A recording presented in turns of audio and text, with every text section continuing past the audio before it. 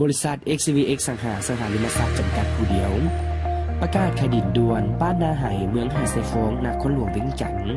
เริ่มจากเส้นทางสี่แยกไฟแดงนาควยแล้วแล่นซื้อไปทางเส้นทางขวบมิตรภาพ1กิโลเมตรจะเห็นสี่แยกเลี้ยวซ้ายเข้าโฮมเส้นทางบ้านนาไห่แล่นซื้อเข้าทางดินแดงไปประมาณ2กิโลเมตร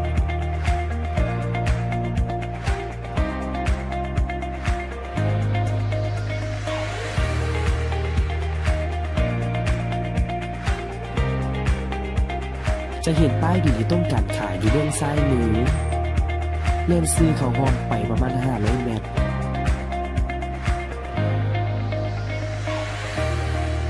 แล้วจะเห็นดินที่ต้องการขายอยู่เบื้องซ้ายมือรูปลักษณะของดินเป็นดินถมแล้วสามารถปลูกสร้างได้เลยมีเนื้อที่กว้างขวางมีไฟฟ้าน้ำประปาสะดวกสบาย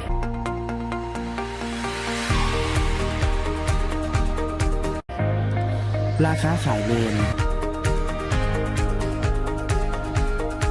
ราคาสามารถต่อรองกันได้สนใจติดต่อสอบถามได้ที่เบอร์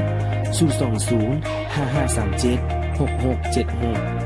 020-9811-4777 และ020-5862-1222 สามารถติดตามพวกเราได้ที่เว็บไซต์ www.svxlao.com Facebook XVX ลาวพี่ขีดอา